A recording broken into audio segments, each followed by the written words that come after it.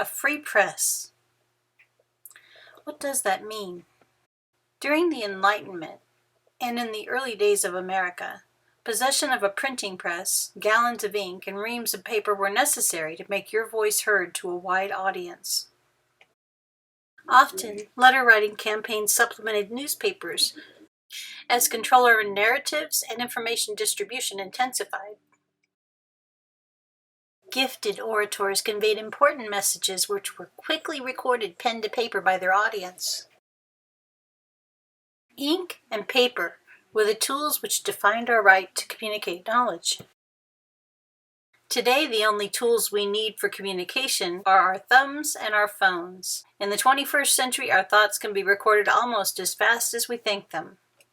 And from a distance, the information superhighway looks like a scholar's utopia. But is this information being filtered? Are we being censored? Is the information being stored in a way that it cannot be erased or dramatically altered? The answers are yes, yes, and no. Yes, we are being censored on a platform-by-platform basis every single day. Just ask anyone on Twitter or Facebook who has an opinion outside the mainstream, and they will tell you that censorship is real.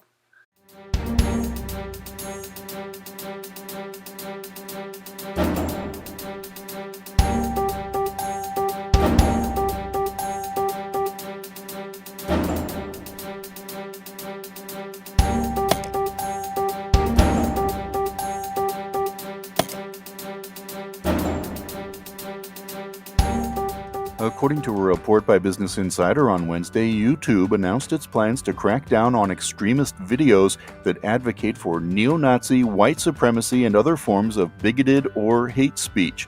The new policy, revealed in a company blog post, will ban videos alleging that a group is superior in order to justify discrimination, segregation, or exclusion based on qualities like age, gender, race, caste, religion, sexual orientation, or veteran status. Business Insider reports the new policy will also prohibit videos denying the existence of well-documented violent events, including the Holocaust and the shooting at Sandy Hook Elementary. I've watched entire YouTube channels disappeared, some of them from fellow scholars who had decades of work in their content.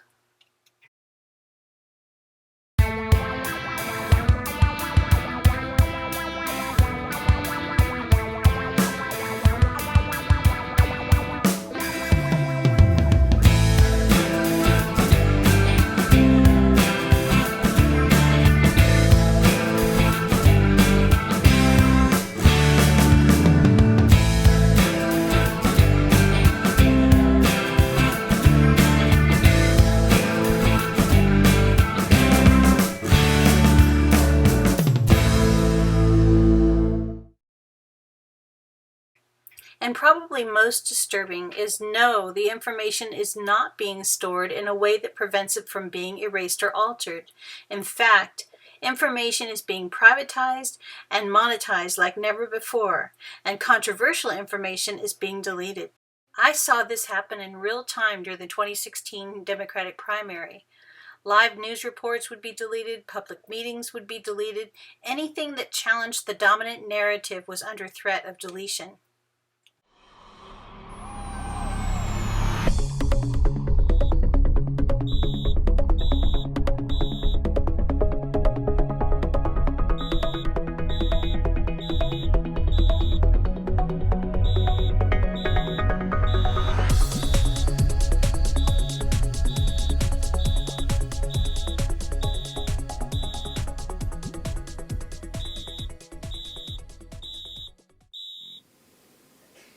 In 1953,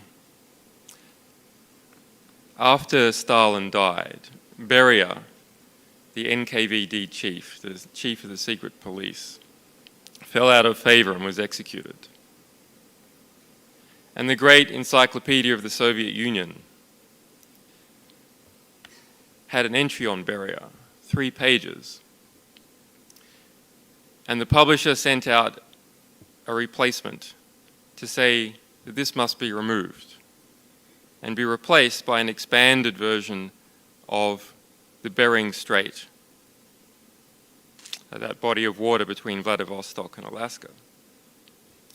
And into every library that bit of paper passed, and was pasted in some cases by some librarians, not in others, into the Soviet encyclopedia, ripped out in other cases, but always the glue still visible. But that's not true anymore in the West, because archives of information have been centralized on computers. The Guardian's archives are only in one place. They're not in libraries all across the nation that people look for. They're only looked for on the internet. And because of copyright legislation, they're not copied elsewhere to other places on the internet. From the archives, the electronic archives of the West, to which all information is moving into, it is gone forever. It has not only ceased to have existed, it has ceased to have ever have existed. And when you go to those web pages that have been removed from Western papers, you won't see the tail lines. You will just see page not found. You won't see anything in the index at all. We are now approaching the state of Orwell's dictum that he who controls the present controls the past. He who controls internet servers controls the intellectual record of mankind, and by controlling that, controls our perceptions of who we are, and by controlling that, controls what laws and regulations we make in society. So the specific example that I'd like to give is a litigious billionaire by the name of Nahdimi Auchi, the fifth richest man in the UK at one stage, whose birthday painting was signed by 146 members of the House of Commons. A very well-connected man, connected politically, connected in business, and connected in the social establishment of the UK. He attempted to remove, through legal threats, articles about his conviction for corruption in France in 2003 in the Elf Aquitaine scandal. And he just sent legal threats. He never went to court. And The Guardian removed 4 articles about that case from its records that were over 5 years old, and it never told its readers. They're removed from the index. If you follow links to them, you'll just see page not found. And so did the Times, and so did the London Independent, and so did major internet companies in the United States. But that's just one example of a litigious billionaire, and there are hundreds. In the UK right now, there are 300 secret gag orders. Those are gag orders that not only prevent the press from reporting corruption and abuse, they prevent the press from reporting that the press has been gagged. This is not the liberal democracy that we had all dreamed of. This is an encroaching, privatized censorship regime. And just like everything else in the West that becomes privatized and fiscalized, censorship also is not only a mechanism that is implied by the state. It is something that can be hijacked by wealthy plutocrats, by big companies, to use the coercive mechanisms of the state through the judicial system, through unequal access to the judicial system, through patronage networks, to have material removed permanently from the historical record.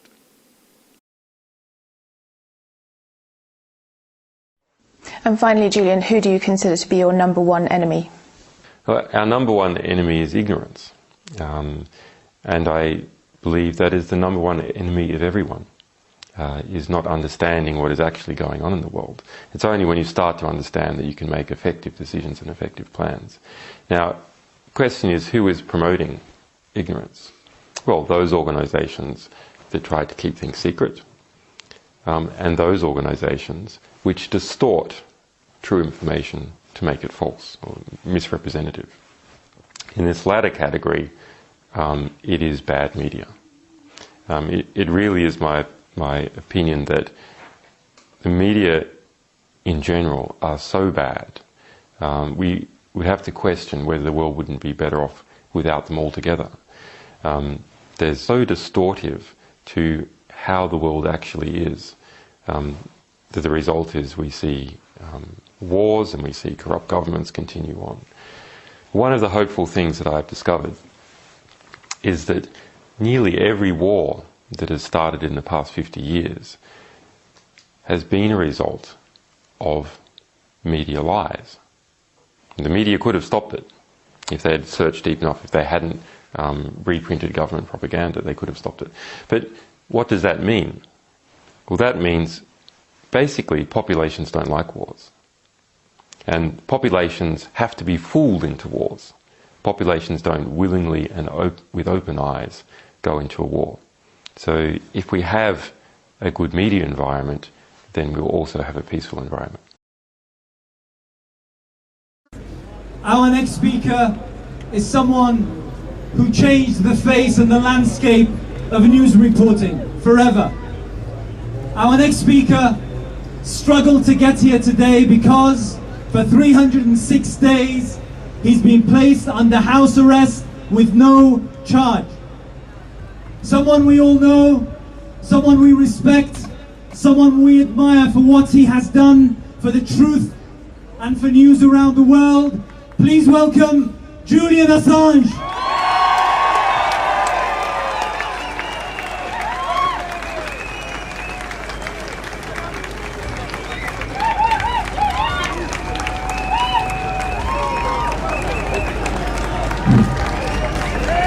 Thank you. Thank you. Well, what a wonderful crowd. It's not a crowd that I often get to see, but very heartening to see that so many people care about the values that I hold dear. And that is something I want to talk about. What can we do with our values? What can we do at all in relation to this war? Because the reality is Margaret Thatcher had it right. There is no society anymore. What there is a transnational security elite that is busy carving up the world using your tax money. To combat that elite, we must not petition. We must take it over.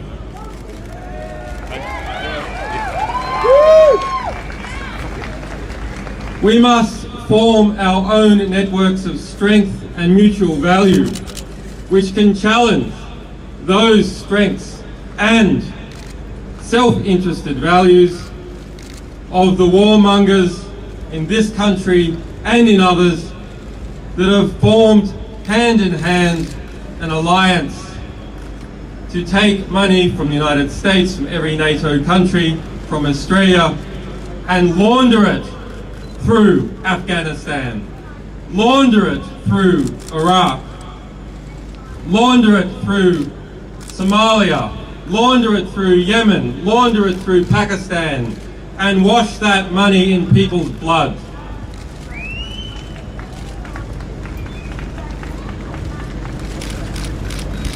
I don't need to tell you the depravity of war. You are all too familiar with its images, with the refugees of war, with information that we have revealed showing the everyday squalor and barbarity of war. Information such as the individual deaths of over 130,000 people in Iraq, individual deaths that were kept secret by the US military, who denied that they ever counted the deaths of civilians. Instead, I want to tell you what I think is the way that wars come to be and that wars can be undone. In democracies, or the pseudo-democracies that we are evolving into, wars are a result of lies. The Vietnam War and the push for US involvement was a result of the Gulf of Tonkin incident. A lie. The Iraq War famously is a result of lies. Wars in Somalia are a result of lies. The Second World War and the German invasion of Poland was a result of carefully constructed lies. That is war by media. Let us ask ourselves, of the complicit media, which is the majority of the mainstream press, what is the average death count attributed to each journalist?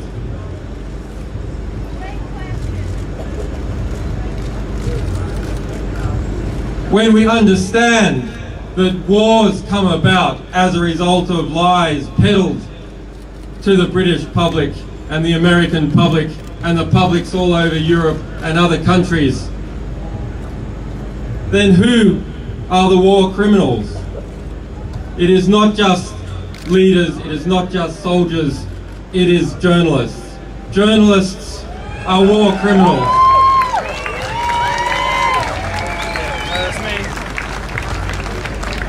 And why one might think that that should lead us to a state of despair, that the reality that is constructed around us is constructed by liars, is constructed by people who are close to those that they are meant to be policing. It should lead us also to an optimistic understanding, because if wars can be started by lies, truth can be started, peace can be started by truth.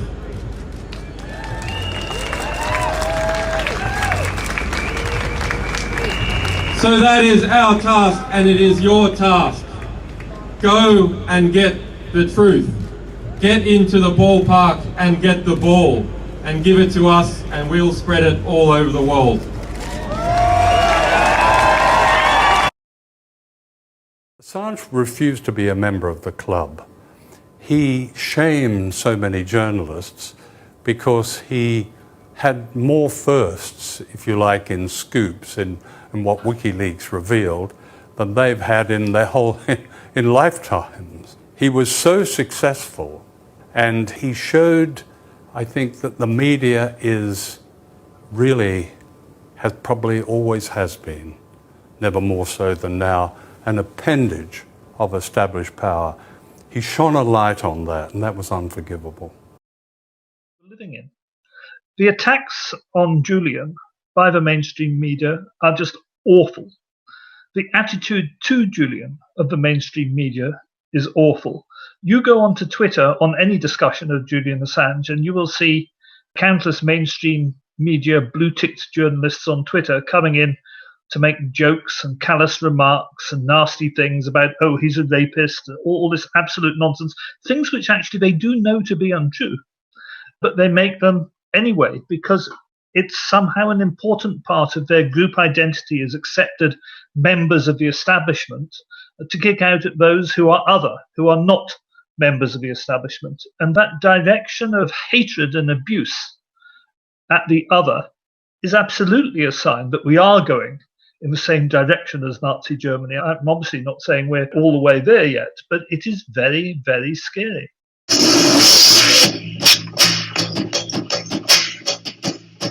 Can we trust the media? That's the media that has called for me and my staff to be assassinated, droned, rendered, and prosecuted for espionage, for our publications and for our involvement in the Snowden case. Noam Chomsky, in The Common Good, wrote that the smart way to keep people passive and obedient is to strictly limit the spectrum of acceptable opinion, but to allow very lively debate within a narrow section of that spectrum. We live in a mediaocracy. What is politically possible is defined by the media environment. I started WikiLeaks because I understood this reality. The media frame defines the political possibility. So to bring about meaningful change, we have to enlarge the media frame. With WikiLeaks, we've had significant successes in achieving this in some areas. But more needs to be done. The single greatest contributor to our expanding horizons is you. You telling your friends what's up, what you saw, what you believe, and who's full of it. Contrasting what appears in the Australian press to itself and to the world. You form part of the largest bullshit detecting machine the world has ever seen. That's why WikiLeaks has such support from people exposed to the internet. That's why we have such support from this generation, because you're better informed. This is the best educated generation in the history of the world.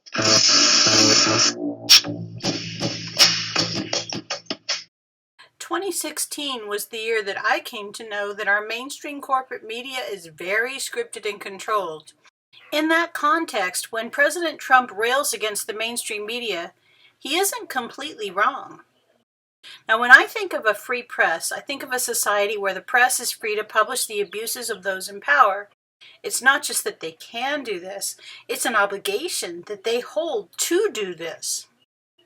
The case of Julian Assange is the defining case surrounding freedom of the press, and that's not just in the United States, but throughout the Western world. So when the Trump administration pulls a press credential from a journalist, is that the equivalent to the prosecution of Julian Assange? Let's watch the involved journalist, Jim Acosta, as he's asked what he thinks about Julian Assange and his prosecution under the Espionage Act. May I? Okay. You have your video camera there, so this is going to be a doozy. Well, we'll see. Go ahead, sir. Okay. Just before your book came out, something happened that the Washington Post, the New York Times, and many Pulitzer Prize-winning journalists have recognized as an existential threat to the free press. What are your thoughts on the Trump administration's use of the controversial Espionage Act to indict the WikiLeaks founder Julian Assange for publishing classified information in the early 2010s that exposed war crimes, informed the public, and didn't harm anyone? I appreciate that question. I'm probably not going to give you a satisfactory answer, but I'm going to do the best that I can. I've been asked this question before. I take it from your question and your enthusiasm that you may be a Julian Assange supporter or WikiLeaks supporter. Perhaps that's not the case. Maybe you're just asking the question. I don't know. In general, I support anybody speaking truth to power. I appreciate that. Thank you very much. I do think, and forgive me if you don't agree with me on this, I do think what happened with us in my press pass case is slightly different than what happened with Julian Assange and WikiLeaks. And I could try to talk about that for a few moments, but I don't want to drag it on out forever and ever, and then everybody else doesn't get a chance to get their questions asked, but I'll do the best I can. My understanding about the Julian Assange situation is that, he is being charged not just for trying to speak truth to power and trying to reveal things, he is in trouble for other things. And, what we've seen during the 2016 campaign, where there were contacts between WikiLeaks and Russian operatives, that I think takes WikiLeaks and Julian Assange into sort of a different category than just a straight news organization, straight publisher of news around the world. Now, I'm not saying that, I'm not rendering a verdict on Julian Assange. I think he should have his day in court. I think we should see what the facts are, see what they're presented, and let a court let that process play out. I do think that there is a value in whistleblowers, no question about it. And I do think that there is a value in people inside the government dealing with journalists to shine a light on government secrets. No question about it. I mean, during the writing of this book, you can imagine how there are Trump folks who are deeply fearful of speaking on the record with me. I only got a couple of folks to speak on the record with me. Most of them wanted to speak on background. I talked to a national security official with the Trump administration who told me that he didn't know whether or not President Trump was pursuing U.S. interests and was concerned about some of the things that he was doing in terms of his dealings with Vladimir Putin. This official obviously would not be able to talk about those kinds of things on the record. He would be in a lot of trouble. But we need that kind of information. And so I do understand what Julian Assange and WikiLeaks, what the spirit of what they're trying to do, but I can't sit here and endorse everything that they've done and the tactics that they've used to go about presenting the information that they gather to the world. And I hope you can appreciate where I'm coming from on that. That's really all I have to say on the topic. But I'm specifically asking, thank you for your response. But specifically, I asked about the indictments under the Espionage Act. Yeah. Not allegations of Russian collusion, which the Mueller report said. Laws should not be abused to punish journalists and punish publishers of information, but I can't on the fly here interpret what is going on in the Julian Assange case and give you a satisfactory answer that's going to make you feel as though I'm citing. Just what do you think? Should journalists or be put in prison for publishing classified information? That's the question. Just for publishing classified information. That's the question. That was the question. I appreciate the time. Thank you.